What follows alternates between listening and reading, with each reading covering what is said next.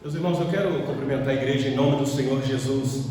Que a graça dele seja sobre a vida de cada um de nós aqui neste local, e talvez sobre a vida daqueles que nos ouvem. Graça maravilhosa, graça essa que nós acabamos de cantar aqui, meus irmãos.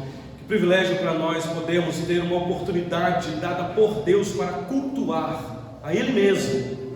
Isto é um mistério, meus irmãos. Nós não estamos aqui numa reunião social, solene apenas. Nós estamos aqui numa reunião espiritual. Culto é um mistério. E eu tenho para mim que o Senhor Deus é que separa aqueles a quem Ele quer que participe do culto que é oferecido a Ele. Então eu não tenho dúvida, se você está aqui nessa noite é porque assim o Senhor quis que você viesse. Então nós louvamos a Deus pela vida de cada um de vocês aqui nesta noite. Eu quero convidar os queridos irmãos, mesmo assentados, a abrir a palavra do nosso Deus na carta aos Hebreus, como está exposto no capítulo 6.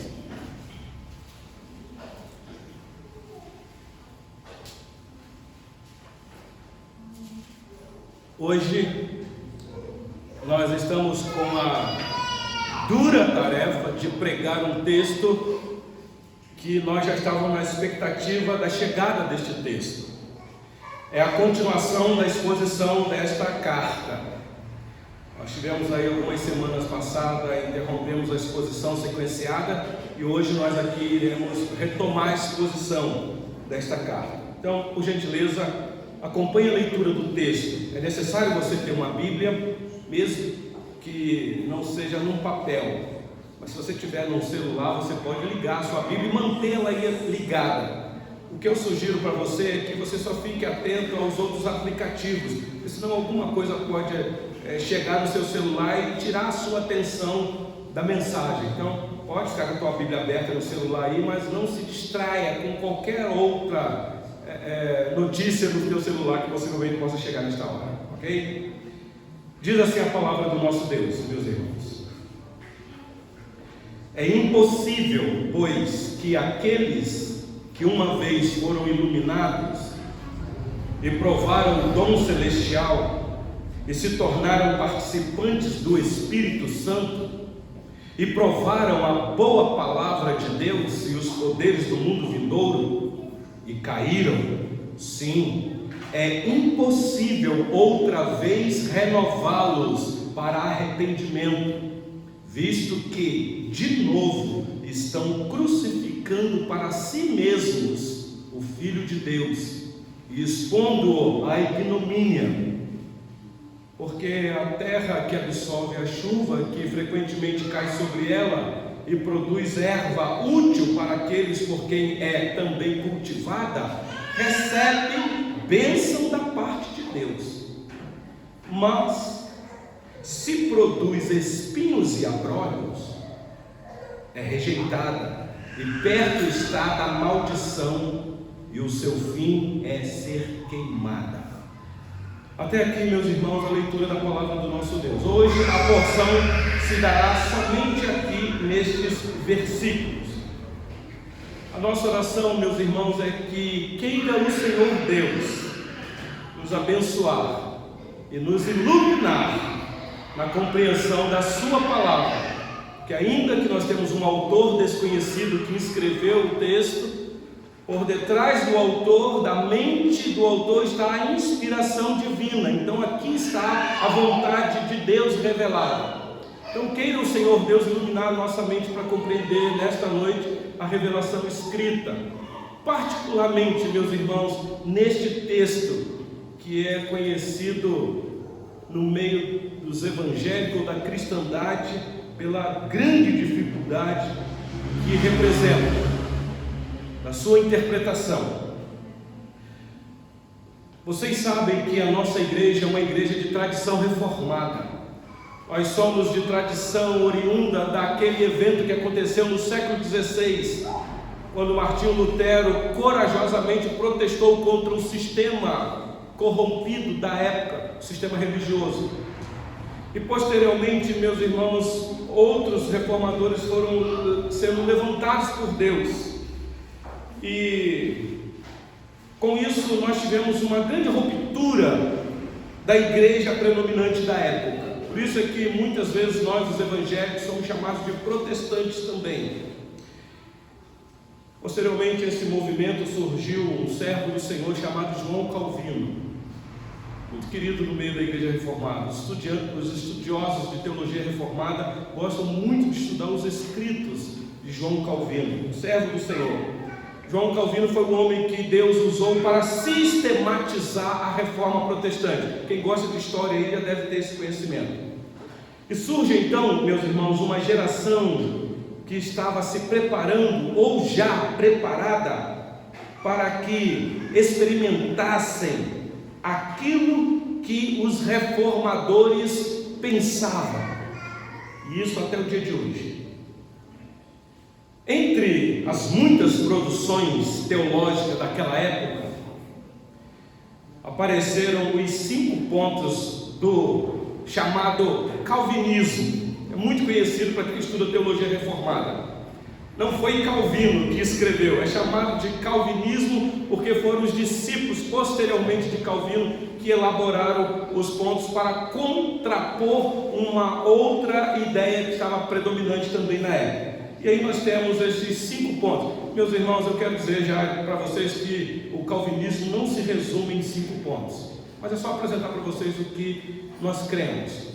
Os 5 pontos estão aí: da depravação total do homem, da eleição incondicional, da expiação limitada de Cristo pelos eleitos, aquele a quem ele chama, da graça irresistível e da perseverança final dos santos.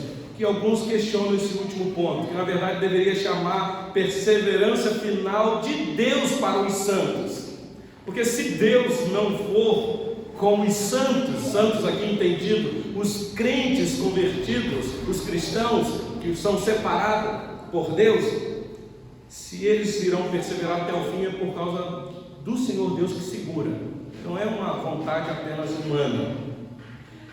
Meus irmãos, estes 5 pontos do calvinismo é o que caracteriza a doutrina da salvação dentro da igreja reformada. E este último ponto, deu um destaque lá, perseverança final dos santos, diz claramente que todos aqueles que foram verdadeiramente salvos, regenerados, nasceram de novo, eles jamais cairão desse estado de graça, jamais perderão a salvação. É assim que nós entendemos. Então, esta doutrina é baseada em diversas passagens bíblicas, como por exemplo, João capítulo 6, versículo 37 diz assim: todo aquele que o Pai me dá, esse virá a mim, e o que vem a mim, de modo nenhum lançarei fora, de modo nenhum eles irão cair, porque eles estarão seguros nas minhas mãos. Meus irmãos, seguros nas mãos do bom pastor.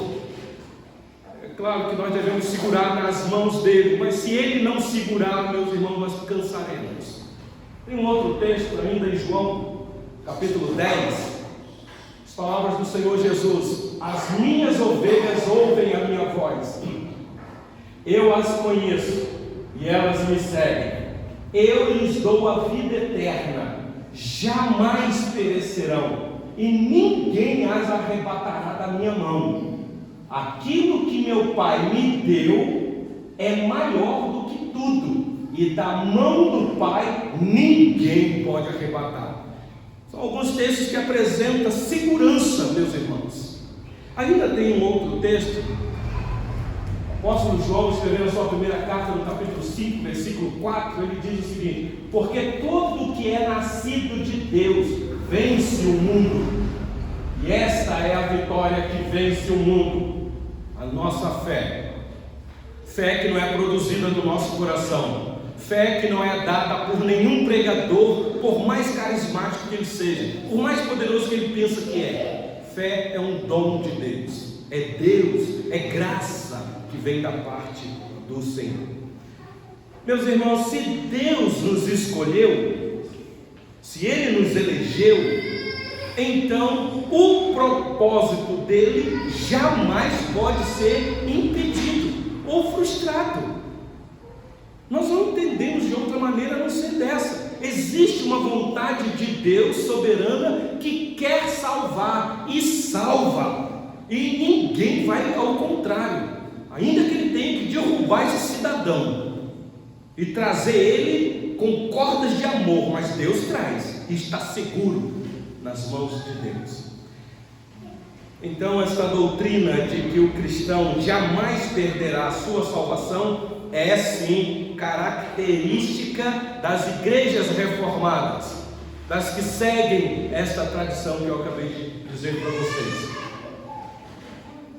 Mas, meus irmãos, uma das passagens da Bíblia que está no centro da discussão em torno desta doutrina, perseverança final dos santos, é exatamente esta passagem que eu acabei de ler com vocês aqui.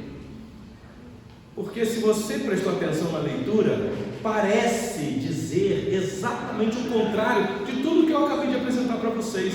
Aqui nós temos um texto que aparentemente contraditório aos textos que eu apresentei para vocês. A questão é, existem contradições na Bíblia?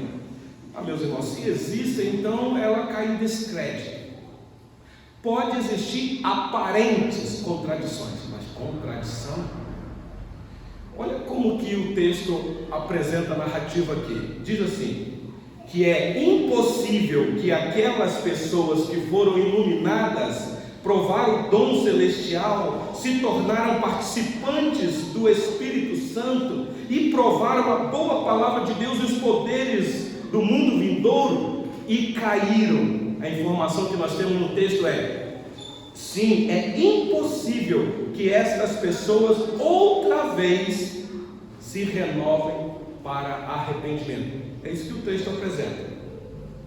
Então, a primeira leitura que se faz desse texto, como você que está aqui nessa noite ou está nos ouvindo deve ter percebido, dá a impressão que o autor está dizendo sim, querendo dizer que é possível que alguém que é cristão cair e perder a sua salvação. Parece que está dizendo isso.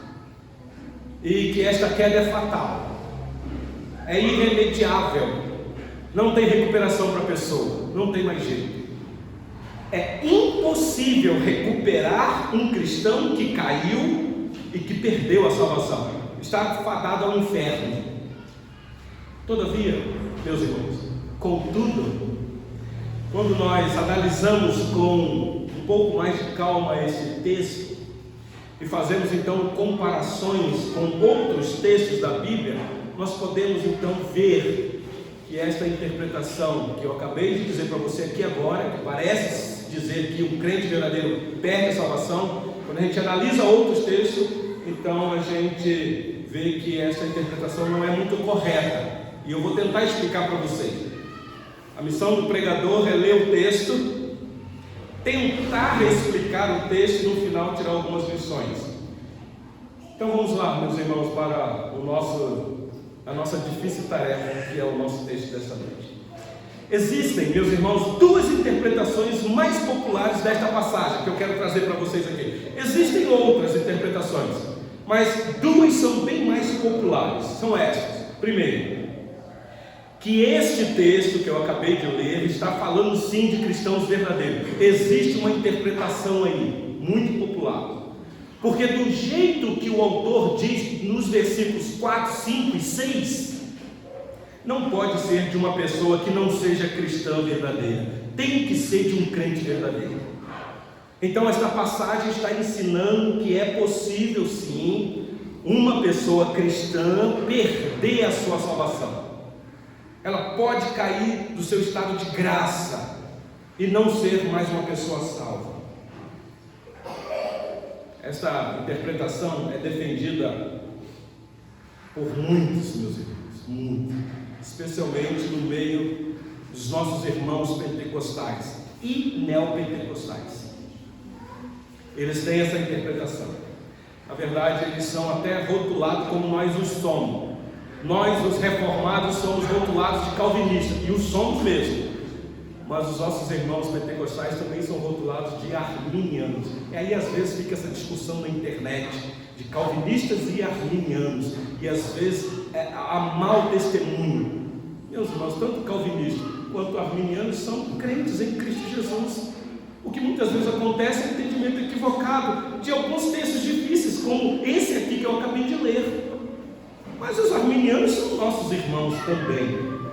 Eu creio que quando chegar no céu, meus irmãos, eu encontrarei muitos arminianos lá, que viveu a vida toda equivocadamente em alguns pontos doutrinários.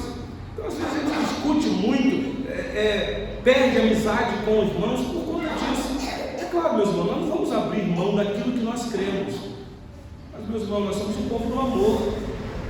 Devemos andar a segunda milha com aqueles que têm muita dificuldade de compreensão. Mas existe uma outra interpretação. Então a primeira é essa, que tem gente que crê que crente perde a salvação. E a segunda é a que diz que esta passagem não está descrevendo um crente verdadeiro. E aí é a nossa interpretação, que nós vamos seguir por ela e eu vou explicar daqui a pouco.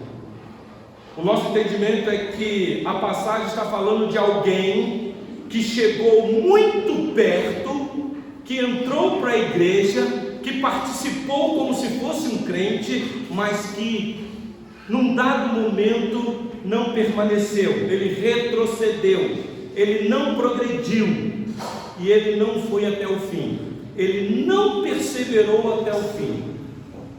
Lembra que o texto diz: aquele que perseverar até o fim, é esse que será salvo? Então os que retrocedem são aqueles que não são salvos. Então esta passagem é apenas, preste atenção aqui, porque é daqui que você vai possivelmente entender o que nós queremos com este texto.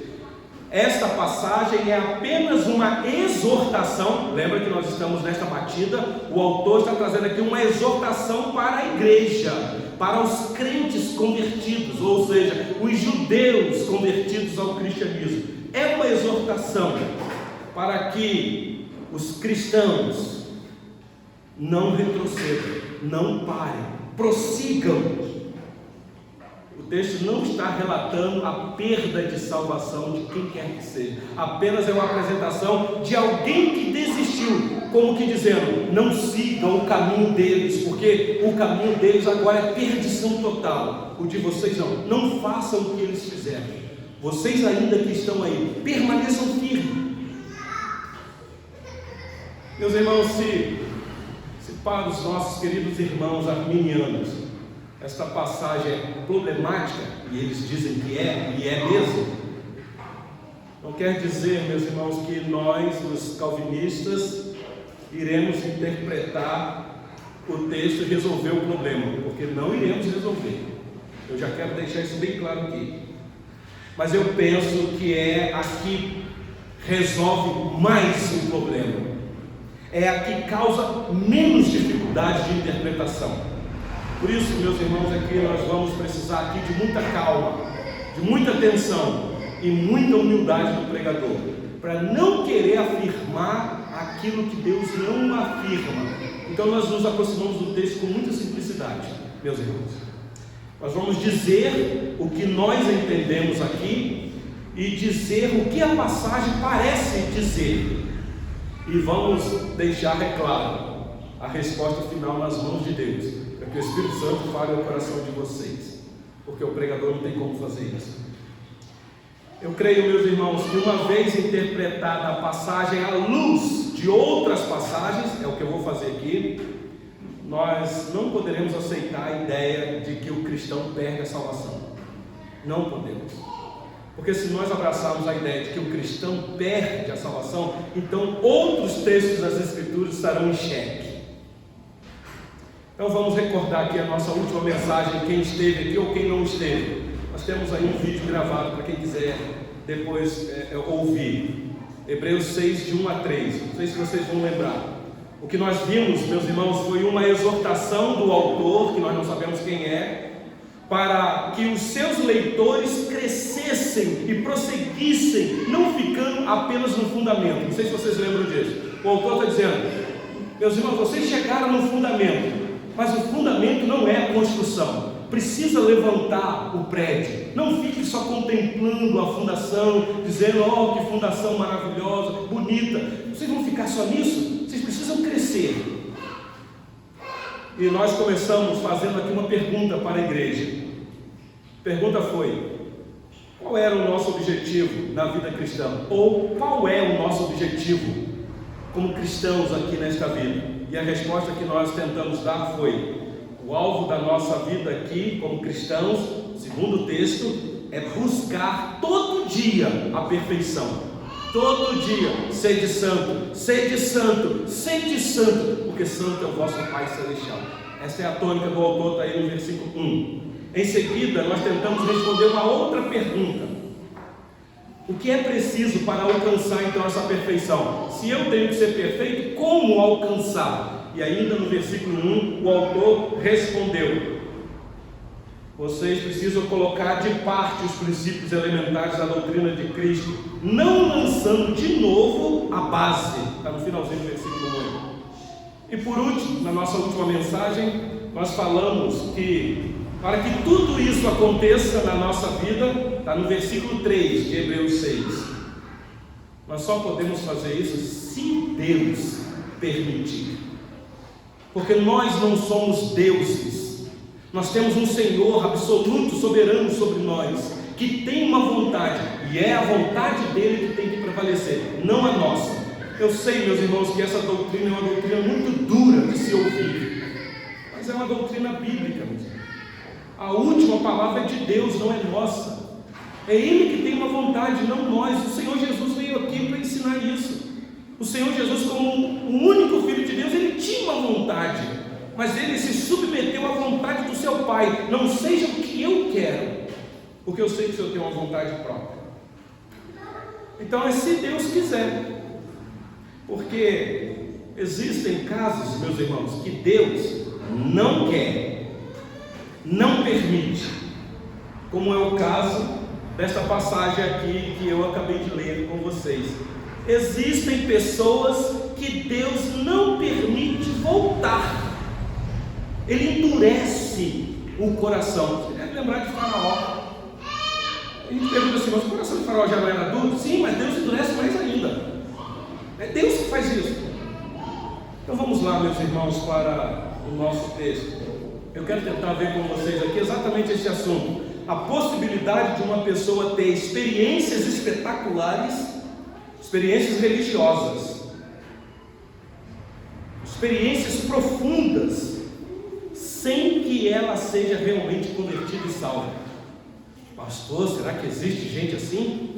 Meus irmãos, é possível sim uma pessoa ter experiência religiosa, sentimentos religiosos, provar coisas boas dentro do mundo religioso. Quando eu falo religião, meu irmão, estou falando da religião cristã, tá bom? E ainda assim, a pessoa não ser salva. Eu lembro que o apóstolo Paulo, quando quis orientar os presbíteros da cidade de Éfeso, o apóstolo Paulo deu uma orientação para os presbíteros, dizendo: olha, vocês tomem cuidado, porque penetrarão lobos vorazes no meio de vocês. Os lobos ainda estavam do lado de fora. Mas no meio de vocês já existem homens que vão se levantar falando coisas pervertidas para arrastar as ovelhas. Então, possivelmente gente que a gente nem consegue identificar, gente que se aproxima do meio, travestido de ovelha, falando como ovelha, cantando como ovelha, pregando como ovelha, tomando ceia como se fosse uma ovelha, contribuindo como se fosse uma ovelha, mas por dentro é lobo, é lobo. O texto aqui, meus irmãos, se refere a judeus que haviam se tornado cristãos. Preste atenção aqui no contexto. Esses judeus que ouviram pelos missionários Paulo, Barnabé, João Marcos, Pedro e outros, ouviram que Jesus é o único Salvador, eles então aceitaram esta mensagem. Os judeus, eles foram batizados em nome de Jesus, eles largaram a religião antiga, que era a prática das sinagogas, deixaram para lá, muitos deles, entraram agora para aquela comunidade secreta, que no primeiro século eles não tinham muita liberdade, participavam do culto dos cristãos, se tornaram membros da comunidade cristã, mas que agora estavam sendo tentados a abandonar tudo aquilo que eles abraçaram e voltar à antiga religião. E isso, meus irmãos, por causa da severa e grande perseguição que eles estavam enfrentando. Então é fácil, na hora da dificuldade, você saber quem é crente de verdade. Quem é crente de verdade permanece, morre, se torna um mártir. Mas quem não é, fala o quê? Deixa eu virar as costas para isso aqui, porque o negócio está ficando pesado. Veja como o autor, meus irmãos, descreve aqui as experiências desses possíveis irmãos. Olha aí para o texto. Primeiro, diz que eles foram iluminados. Não há problema nenhum do pastor orar pedindo iluminação do Espírito Santo para a gente compreender as coisas de Deus. A gente faz isso até hoje. Então eles receberam essa iluminação. Ou seja, essas pessoas aqui tiveram, pasmem vocês, a luz do Evangelho brilhando na mente deles. Para eles tiveram esse privilégio, receberam esta luz de uma maneira que eles ficaram maravilhados. E eles perceberam que Jesus, sim, era o Messias esperado dentro da nação judaica. Eles viveram essa expectativa, até entenderam a mensagem do Evangelho. Tanto é, meus irmãos, que a informação que nós temos aqui pelo texto é que eles quiseram se tornar cristãos, eles aceitaram, se submeteram, professavam a fé publicamente, possivelmente.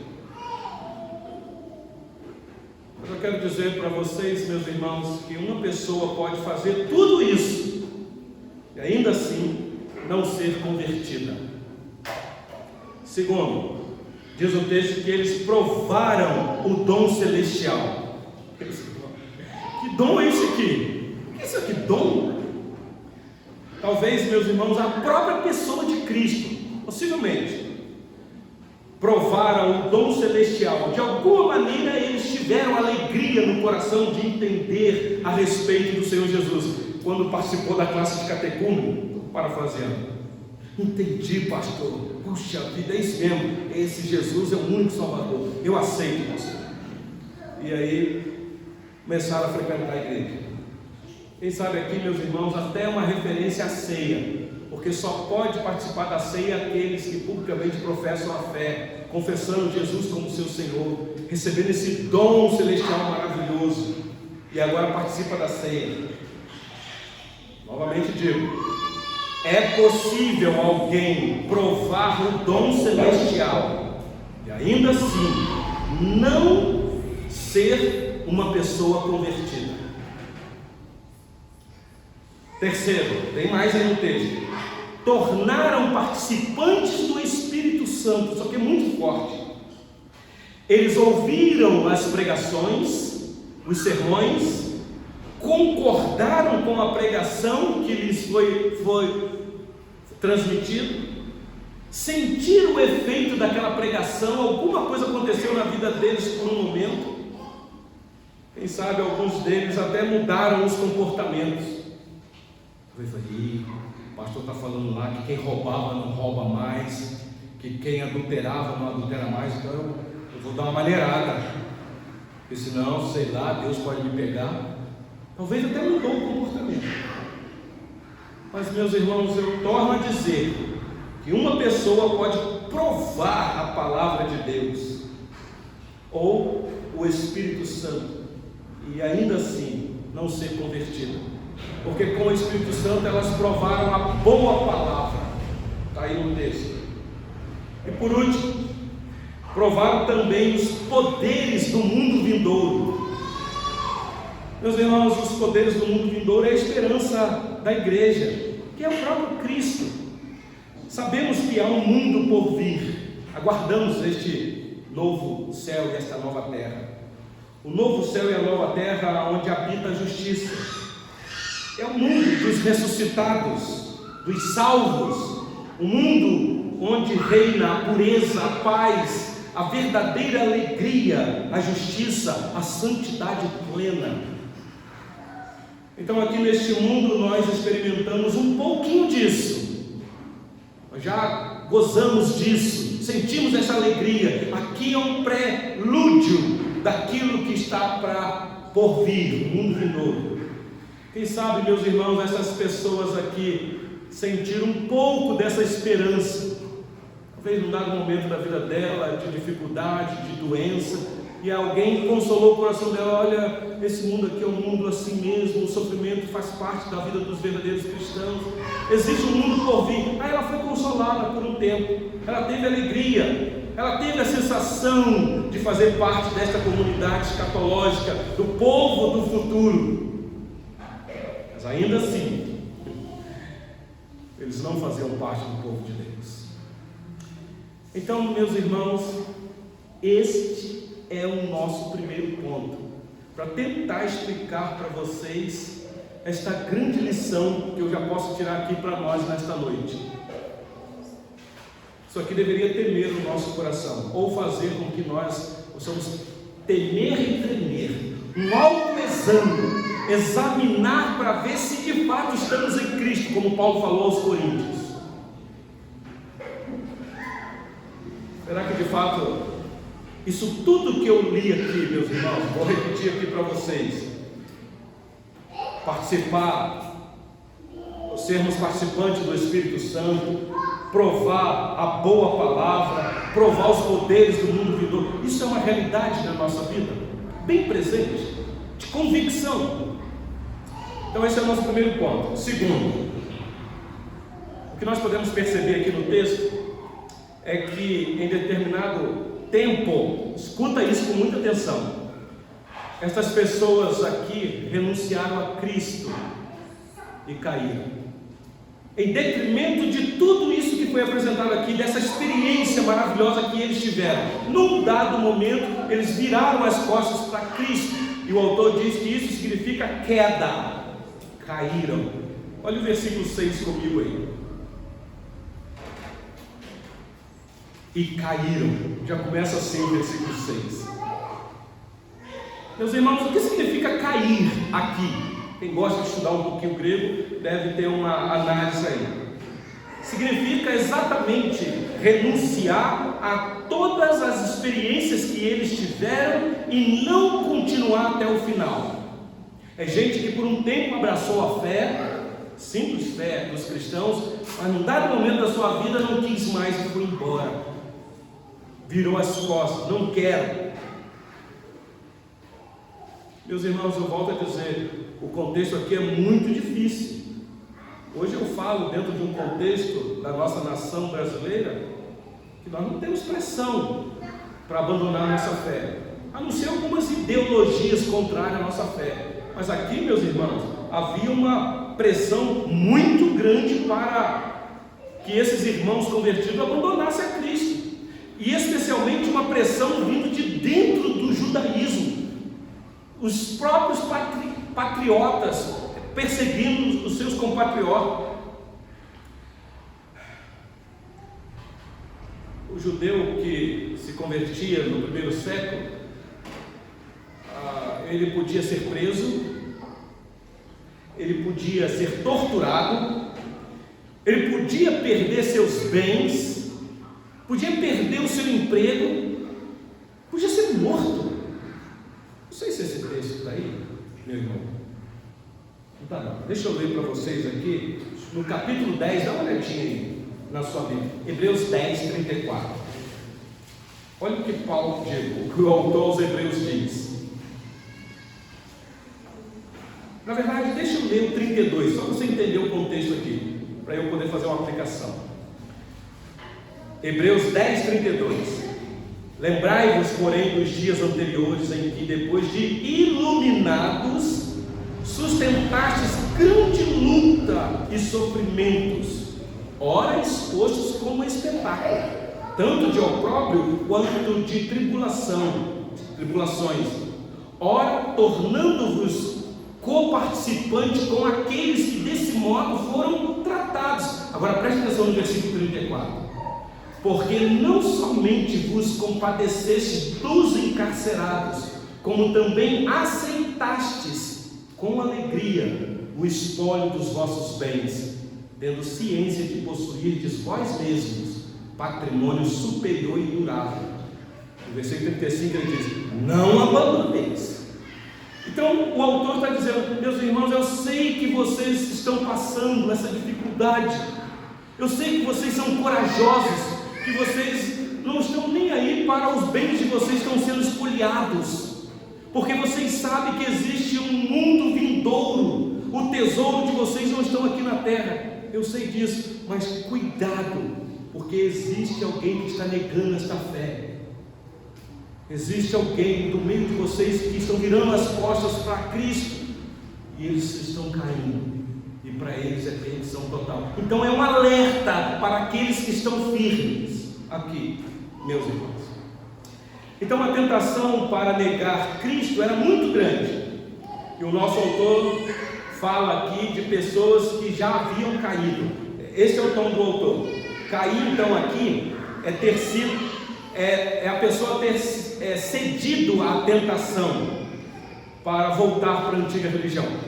Meus irmãos, hoje no nosso meio, estou falando no meio de pastores e não poucos de crentes, o que existem de cristãos que estão renegando a fé em Cristo, aquilo que eles professaram diante de Deus e da igreja, e voltando para a antiga religião, não são poucos, meus irmãos.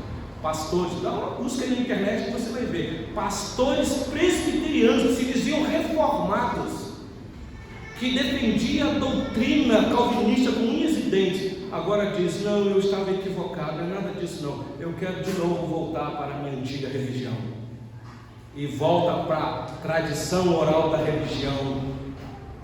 Meus irmãos, isso é um perigo.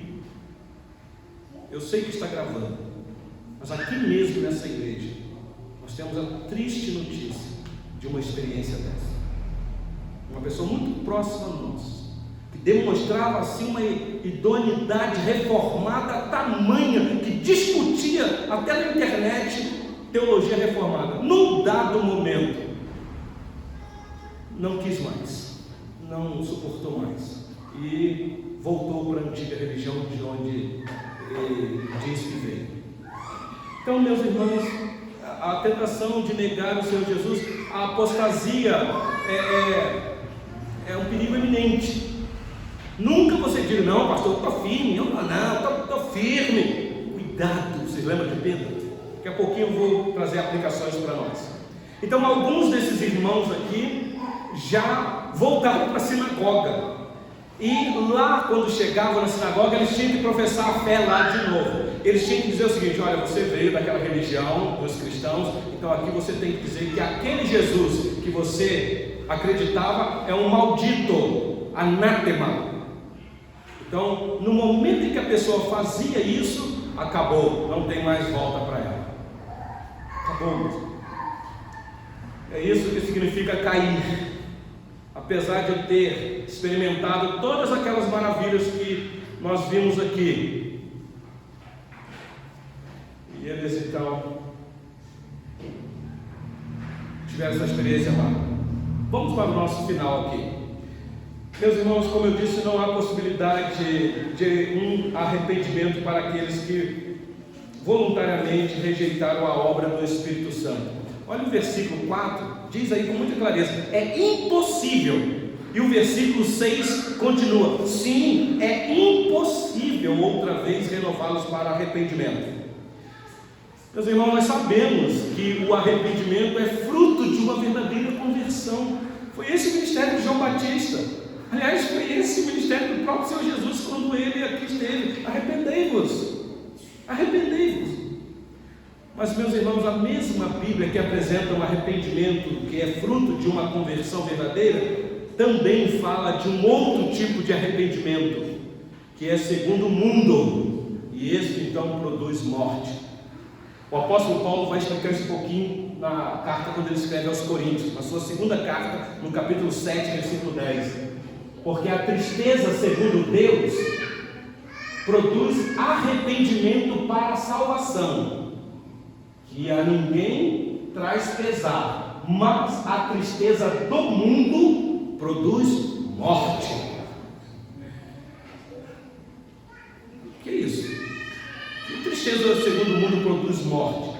Meus irmãos, esta aqui é a mesma atitude, ou a mesma coisa que podemos ver em Marcos 3, versículo 28 e 29, que é um texto também difícil de interpretar para alguns, que é a blasfêmia contra o Espírito Santo. O texto diz assim: em verdade vos digo que tudo será perdoado aos filhos dos homens, os pecados e as blasfêmias que proferirem, mas aquele que blasfemar contra o Espírito Santo não tem perdão para sempre, visto que é réu de pecado eterno. O que é blasfêmia contra o Espírito Santo? É exatamente, se você pegar o contexto aqui, eram os judeus dizendo que Jesus estava realizando aquelas obras porque ele era o maioral dos demônios. Ele estava expulsando demônios, ressuscitando mortos, curando, porque ele era o próprio demônio na terra, o chefe deles, o maioral. Meus irmãos, o Senhor Jesus fazia isso no poder do Espírito Santo, o Espírito que desceu sobre ele lá no batismo. Então você atribuir as obras de Cristo, tudo o que Cristo fez aos demônios, é blasfêmia contra o Espírito Santo. É como que você negar todos os dons espirituais, aquilo que é de mais excelente diante do reino de Deus. Então não há perdão, segundo a informação que nós temos. Mesmo que os judeus, preste atenção aqui nesse detalhe, que talvez vai te ajudar. Mesmo que os judeus, na época do Senhor Jesus, os judeus religiosos, tendo visto o Senhor Jesus realizar milagres extraordinários, eles experimentaram isso de perto, provaram isso bem de pertinho, observaram os poderes do mundo vindouro, porque o Senhor Jesus falou muito de um reino futuro, tudo visto, meus irmãos, por aqueles homens com tanta clareza, e dizer que aquilo é obra demoníaca, satânica. Então dizer que Jesus é maldito, preste atenção nesse detalhe, é a mesma coisa que blasfemar do Espírito Santo, que aqui em Hebreus 6 o autor vai dizer que caiu. O texto de João, na sua primeira carta, ainda no versículo 16, 1 João 5,16, ele diz assim: se alguém vir a seu irmão cometer pecado não para a morte, pedirá e Deus lhe dará vida. Presta atenção. Aos que não pecam para a morte, há pecados para a morte, e por esse não digo que roguem. Não pode nem orar. Isso é o texto bíblico, meus irmãos. Você pode estar perguntando: pastor, o que é pecado para a morte? Meus irmãos, é o pecado da blasfêmia do Espírito Santo, é a queda fatal, é a apostasia, é dizer que Jesus é um anátema, é você renegar o que Cristo fez. Por isso a exortação do autor desta carta, meus irmãos, dizendo o tempo todo para aqueles irmãos: meus irmãos, preste atenção no perigo iminente que está aí, não retrocedam, não voltem atrás, vão em frente, sigam, prossigam, cresçam. Os motivos pelos quais é impossível, porque, meus irmãos, o texto afirma que é impossível o arrependimento. Por que é impossível? 3 verdades no texto. Olha aí comigo o versículo 6, no finalzinho dele. Diz aí: primeiro, porque isso significa crucificar Cristo outra vez. Prestaram atenção no texto? Meus irmãos, nós sabemos que Cristo foi crucificado uma vez só. Foi um ato que não se repetirá. Cristo não vai ser crucificado de novo. Humanamente falando, preste atenção aqui, vale para uma só chamada, é uma só oportunidade, é uma só iluminação, é um só arrependimento. Se você arrependeu dos seus pecados e abraçou a fé em Cristo, eu quero dizer para você: não se arrependa do seu arrependimento, porque se você se arrepender do seu arrependimento, eu te digo, baseado no texto, não haverá mais arrependimento para você. É impossível. Isso aqui é muito sério, meus irmãos. Por isso, não volte atrás, não desanime, não jogue fora tudo que você já experimentou, diz o autor aqui, mas prossiga, porque Cristo já morreu uma vez só. E esta é a razão, meus irmãos, pelo qual é impossível renovar para arrependimento. A segunda verdade, ainda no texto, versículo 6. A segunda razão é porque vai expor de novo Jesus ao vexame, ou à vergonha, a palavra ignomínia aí. Meus irmãos, o apóstata, escuta isso, rejeita o que Cristo fez na cruz, os seus efeitos. Há muitos, meus irmãos, que não aceitam o que Jesus fez na cruz.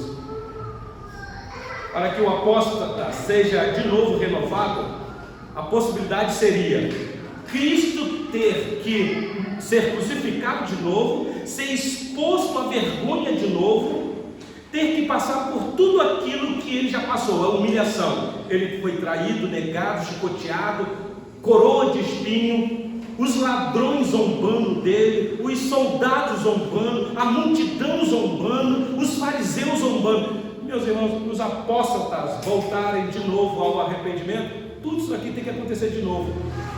Nós sabemos que isso não vai acontecer, por isso é impossível. E a última razão está dos versículos 7 a 8, aí você pode dar uma olhada aí.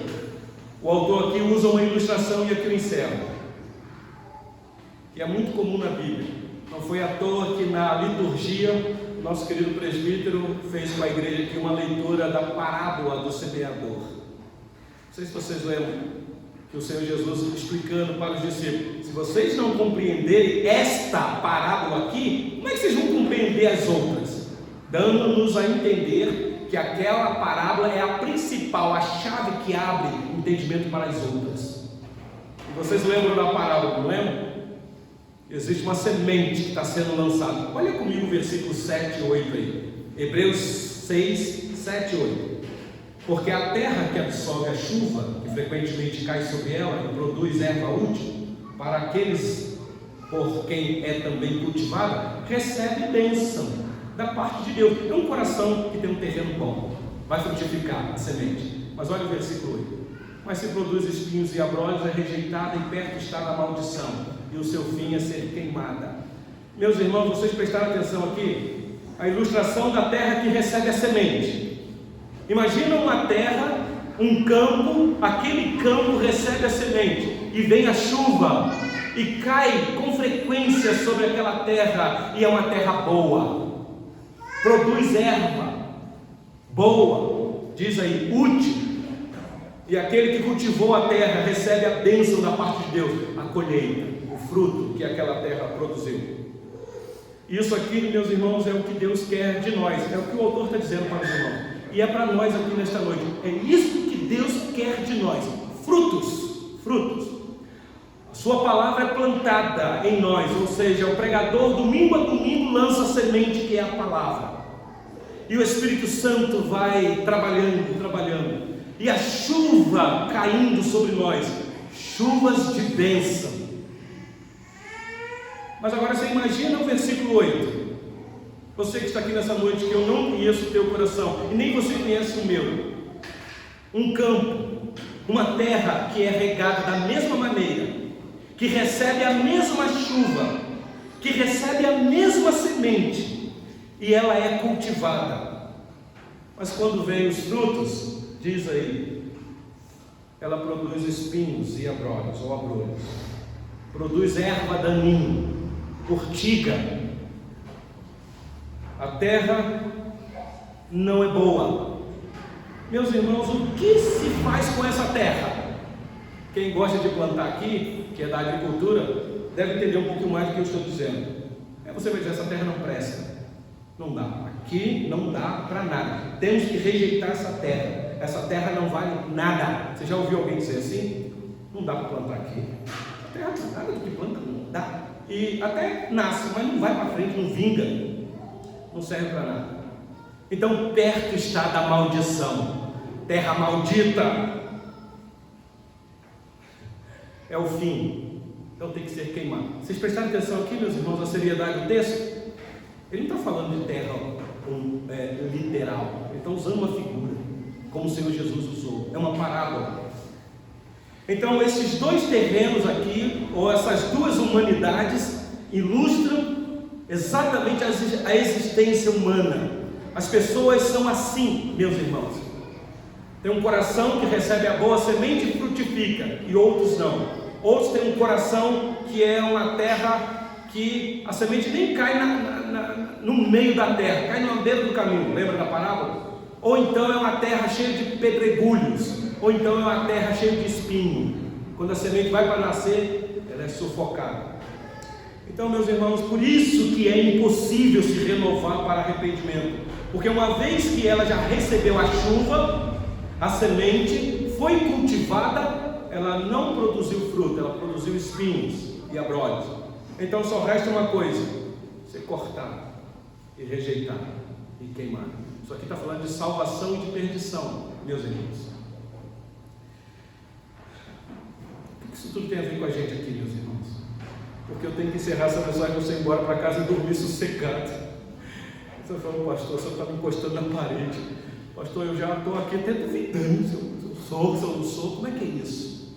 Meus irmãos, para que isso não aconteça conosco, é preciso permanecer firme, não desistir. Eu não estou dizendo, meus irmãos, é permanecer firme nos trabalhos da igreja, ser um piolho de igreja. Não é nada disso. Eu estou dizendo firme nesta fé, neste comportamento, nesta ética, nesta conduta, amando de todo o teu coração o Senhor.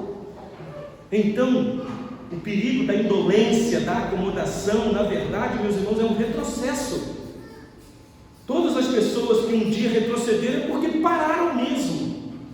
Por isso que nós insistimos, e eu quero dizer isso aqui para você: valorize a Bíblia que você tem na sua mão ou no seu celular, leia ela todos os dias, ame a palavra de Deus, não fracasse na sua vida de oração. Quando você não estiver com vontade de orar, eu vou te dar uma dica: ore pedindo a Deus vontade para orar, porque Deus vai te dar.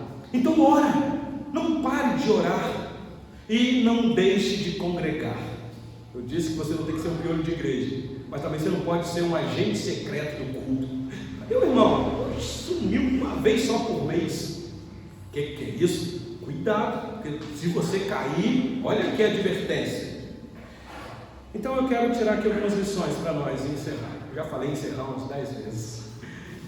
Meus irmãos, talvez haja alguém aqui nesta noite, esta é a minha preocupação quando eu estava preparando esse sermão, que pensa que está nessa situação que eu acabei de apresentar aqui agora. Talvez você fez uma análise aí e diz: pastor, eu não sei não, eu estou lutando aí com o pecado e eu não consigo vencer, eu pego, levanto, pego, caio. Pastor, então será que não existe mais arrependimento para mim? Geralmente as pessoas que pecam e cuja consciência os acusa violentamente, pensa que cometeram um pecado que Deus não pode perdoar. Vocês perceberam os louvores que foram cantados aqui? Meus irmãos, perdão pertence ao Senhor, é Ele que perdoa. E não é difícil encontrar pessoas que estão angustiadas por causa dos seus pecados. Isso acontece comigo, meus irmãos. Eu sou diferente de vocês. E muitas vezes pensa que não tem mais jeito, porque já não é a primeira vez. Você pecou e reconheceu o pecado e disse: Senhor, me perdoa, porque eu nunca mais vou pecar. Aí você peca de novo. Você fala: será que eu sou crente de verdade? Eu quero dizer para você, não para aliviar a tua consciência nem a minha, mas se você está preocupado em perder a sua salvação, talvez seja uma boa evidência ou um sinal de que você é uma pessoa salva. Porque quem não é salvo não está nem aí preocupado se ele vai perder a salvação ou não. Meus irmãos, não sei se com vocês é assim. Eu questiono a minha salvação. Senhor, será que eu sou salvo mesmo, Senhor? E eu fico aquele drama: Senhor, me ajuda. Todo dia eu vou examinando para ver se de fato eu estou na fé. É uma recomendação. Lembra, o apóstolo Paulo diz: meus irmãos, vocês têm que desenvolver a salvação de vocês com temor e tremor. Então eu queria tirar essa lição aqui. Se você que está aqui nessa noite talvez pensa que não é um salvo, vai dizer assim: pastor, então eu vou embora de segundo, nem volto mais, porque eu acho que não sou um salvo não. Bom, só de você falar isso, eu quero crer que você sim é um salvo. Talvez você ainda não entendeu isso direitamente. Segundo, para aqueles que estão aqui e que lidam talvez com gente. Talvez você está aqui e está falando, o pastor está falando de fulano, porque eu conheço ciclano que fazia parte do nosso meio e agora nem está mais aqui. Eu quero talvez lembrar para vocês de dois casos. Vocês lembram de Judas e de Pedro? Os dois cometeram os mesmos pecados, só que Judas traiu e Pedro negou, mas é o mesmo pecado. A diferença foi que Pedro, meus irmãos, quando recebeu aquele olhar fulminante do Senhor Jesus, depois que ele negou, quando o galo cantou, houve um arrependimento sincero no coração dele, que ele chorou amargamente. Judas também chorou e foi se enforcar, mas ali um outro tipo de arrependimento. Mas Pedro foi recebido de novo, mas caiu como Judas caiu. Os dois caíram, mas um voltou. Então existe sim um caminho de volta. Talvez eu quero aqui dar uma palavra para os pais que lamentam a ausência dos filhos na igreja. Esse tempo é sido demais. Pais piedosos que não têm mais os seus filhos na igreja, servindo ao Senhor. Não desista de orar. Ore até o final. Ore e deixe a porta do teu coração aberta e a porta da tua casa também. Porque pode ser, nós não sabemos, meus irmãos. O pródigo pode voltar.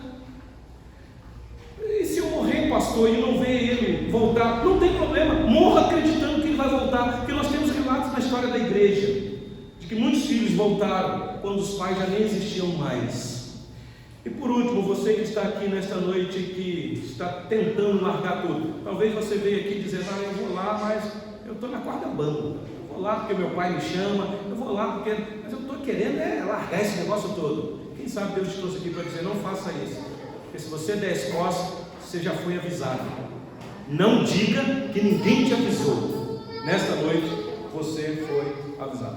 Para consolo do nosso coração, a próxima mensagem, que eu não sei quando será, se você der uma olhadinha aí, o versículo 9, o autor diz assim: quanto a vós outros, todavia, ó amados, estamos persuadidos das coisas que são melhores e pertencentes à salvação, ainda que falamos desta maneira. Ou seja, ele falou tudo, mas ele está dizendo, agora, quanto a vocês, porque eu falei de um outro grupo, nós temos esperança.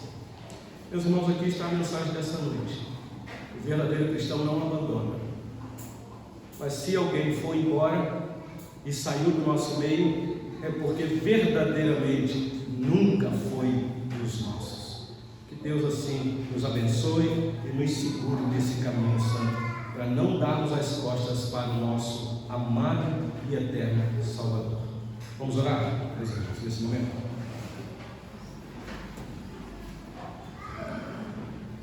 Senhor Deus, nosso Pai, Pai nosso que estás nos céus, ó Deus, como é difícil explicar aquilo que é difícil